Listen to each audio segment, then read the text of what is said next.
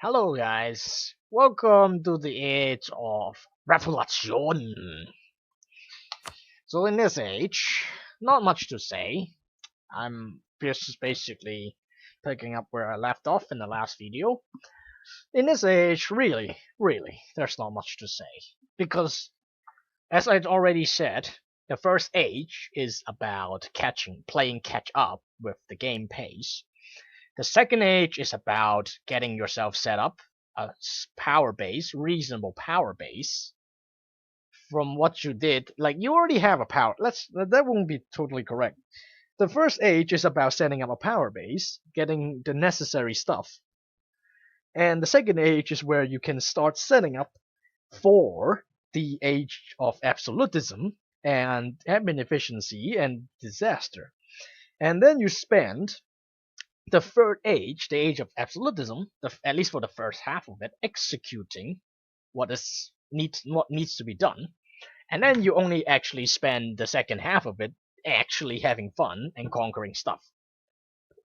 And then continuum comes to bring us to this point. This point. This is actually where we left off, and you should have by 1710. You should have Tech 23 already unlocked, and going all the way to 24 if you are quick with that.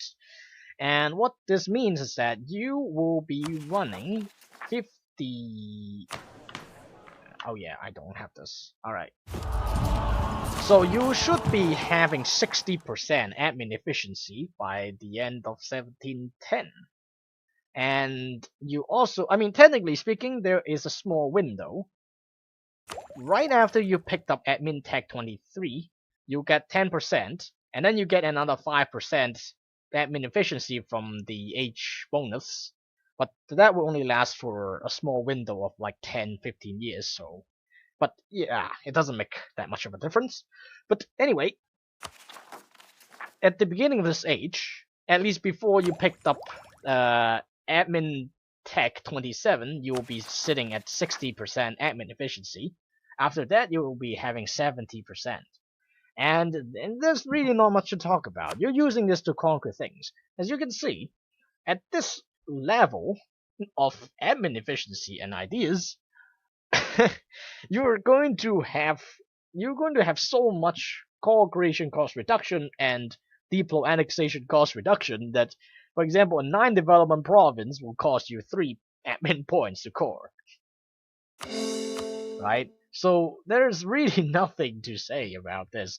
You just conquer things here and there. But to be honest, in terms of coring things and conquering things, age of absolutism is better. The age bonuses, the things you spend your splendors on, are better in age of absolutism than revolution. However, there's still some bonus considerable in Age of Revolution.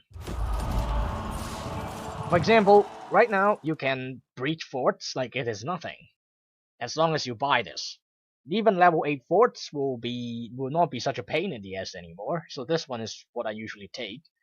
Your vassals become more loyal, including your colonies.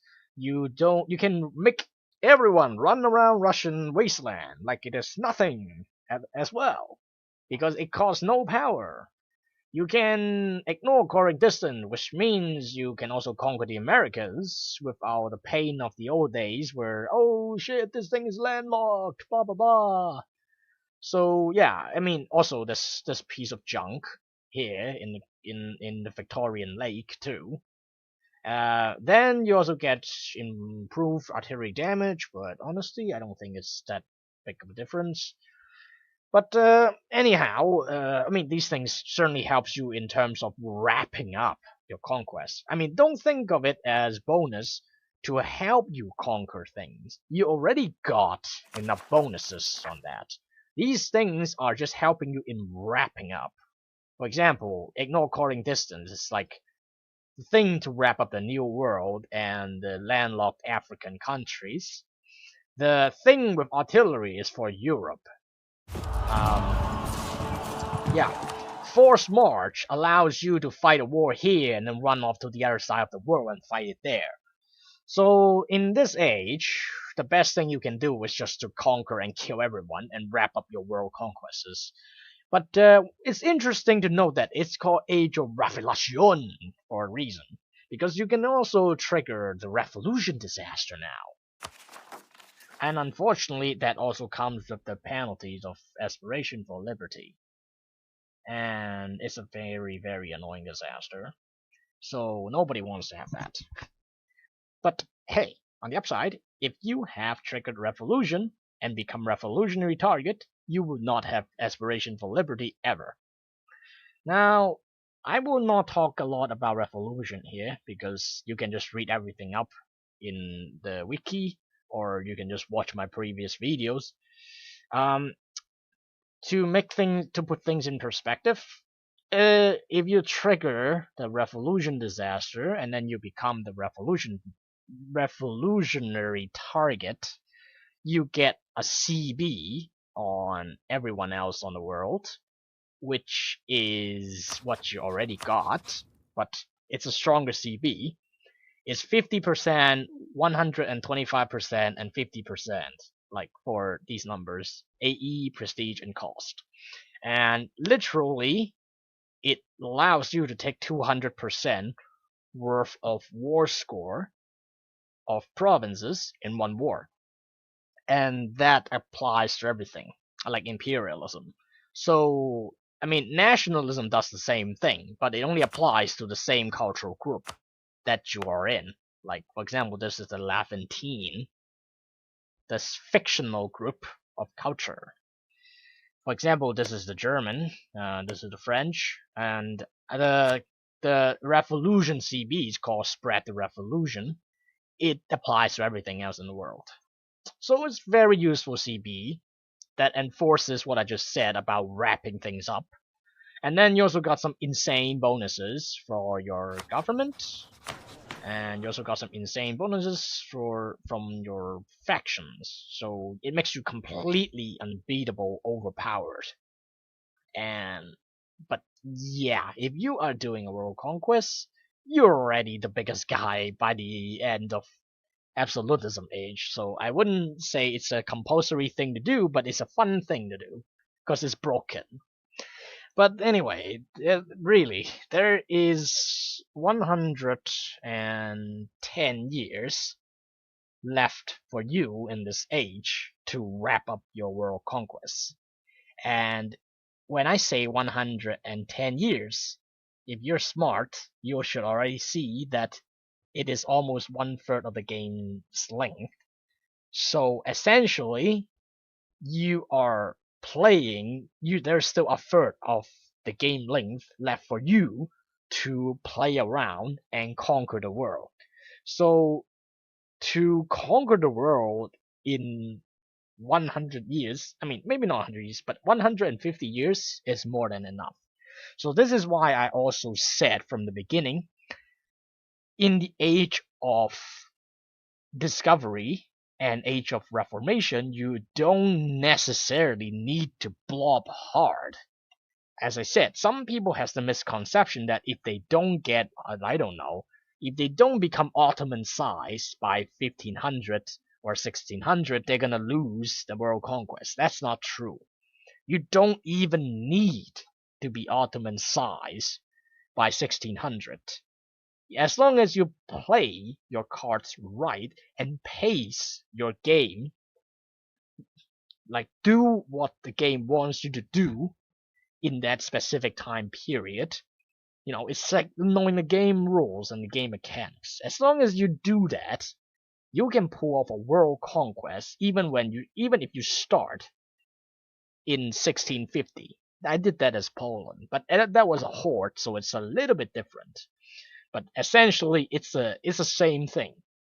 Essentially, it's the same idea. You can conquer so much in late game that no matter how small you were, it doesn't matter. Even when you were falling behind, you still 110 years to keep going. Oh yeah, I should probably mention the date for Tech 27 comes in 1745. In 1745, this exact year, you will push yourself up to 70% admin efficiency. So yeah, even at 1745, you still have let me see, you still have 75 years to go. So that's, I don't know, essentially maybe 1/4 or so, a bit less than 1/4, but it's enough time. It's enough time.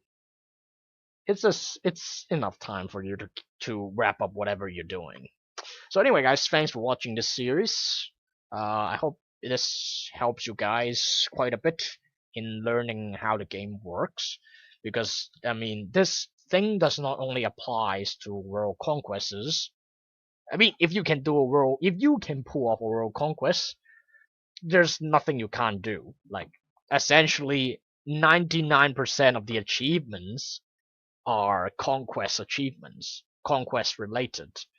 As long as you can pull off a world conquest like this, there's no achievement that you really can't do, given enough time. And for example, Norwegian wood. People think it's difficult. I mean, I don't even know how, but people even put Norwegian wood on the category of insane, which is essentially the same category of Three Mountains. And I tell you that Norwegian wood is easy as shit. I'm not mocking and I'm not being sarcastic, but it's easy as shit, because once you did what I just said, you build up your power base, get your absolutism, you wait until you get imperialism, then you can just snipe every province you need from all over the world by one war. I mean, if that's all you are aiming for, you can just snipe it off, like Norwegian wood, naval supplies. So you need like this. So yeah, these are the things you need. But hey, don't forget ignore covering distances, right? So yeah, essentially it's the same thing for most achievements. And that's all I wanted to say. So thanks for watching, guys.